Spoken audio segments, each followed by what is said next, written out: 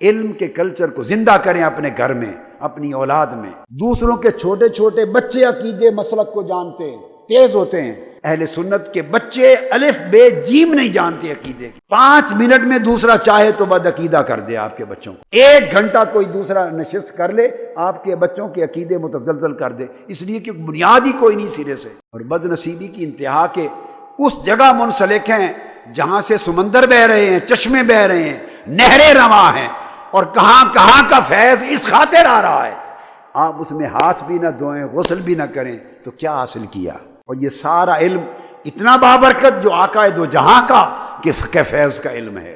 حضور غوث پاک کے فیض کا علم ہے، خلفائے راشدین کے فیض کا علم ہے، ام المومنین کے فیض کا علم ہے، مولا علی شیر خدا کے فیض کا علم ہے، امام حسن اور امام حسین کے فیض کا علم ہے، حضور داتا گنج بخش کے فیض کا علم ہے، حضور خواجہ اجمیر کا اس کے اندر فیض ہے، حضور قطب الدین بختیار کاکی کا میں کیا کیا بیٹھ کے بتاؤں گا، کتنوں کے حصے شامل ہیں اس میں، اتنا بابرکت ہے۔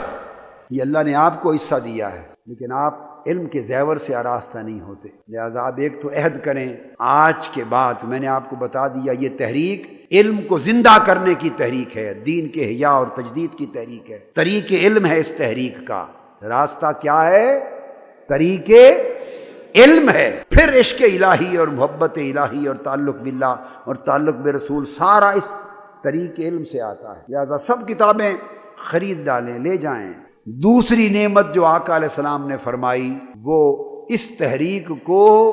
اپنے اوپر درود و سلام 24 گھنٹے بھیجے جانے کا، امت کے اندر اس زمانے میں اس تحریک کو یہ وسیلہ بنایا، تحریک پہ کرم کیا، 24 گھنٹے درود آقا علیہ السلام کی بارگاہ میں پڑھا جاتا ہے۔ ایک بزرگ محمد بن سعید گزرے ہیں، یہ بھی امام نبہانی نے اس کو بیان کیا سعادت الدارین کتاب میں، وہ لکھتے ہیں کہ انہوں نے اپنے اوپر یہ طے کیا ہوا تھا کہ ہر روز اس قدر درود شریف پڑھ کے سوؤں گا۔ اب وہ بیان کرتے ہیں کہ میں ایک روز اپنے بالا خانہ میں درود پاک پڑھ کر بیٹھا تھا، اور درود پاک پڑھتے پڑھتے میری آنکھ لگ گئی، میری بیوی سوئی ہوئی تھی، میری آنکھ لگی درود پاک پڑھتے ہوئے، دیکھا اچانک کہ آقا دو جہاں گھر کے بالا خانہ میں تشریف لے آئے ہیں، اور سارا بالا خانہ جگمگا اٹھا ہے، نور ہی نور ہو گیا ہے، کہ سرکار دو عالم صلی اللہ علیہ وآلہ وسلم میرے قریب تشریف لائے اور فرمایا میرے پیارے امتی اپنا منہ میرے قریب کر چہرہ جس سے تو مجھ پر رات دن درود پڑھتا ہے۔ میں پریشان ہو گیا کہ آقا کیا فرمانا چاہتے ہیں؟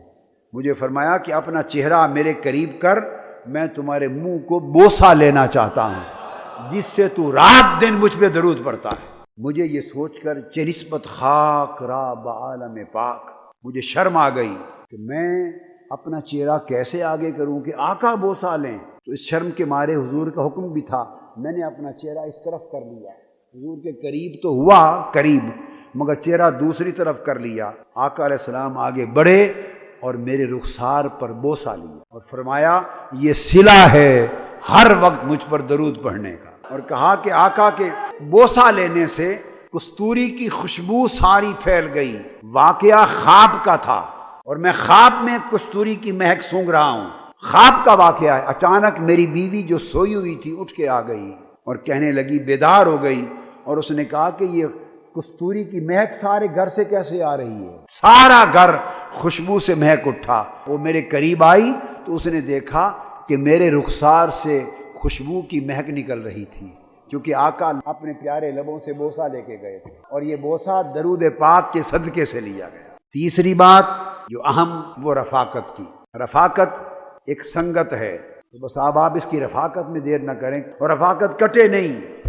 یہ پتنگ کی ڈور ہے، کٹ گئی تو پتنگ گیا، ڈیفالٹر نہ ہوں، پتنگ کٹے نہیں، بس جڑا رہے، اور یہ انشاءاللہ پھر اگلے وقت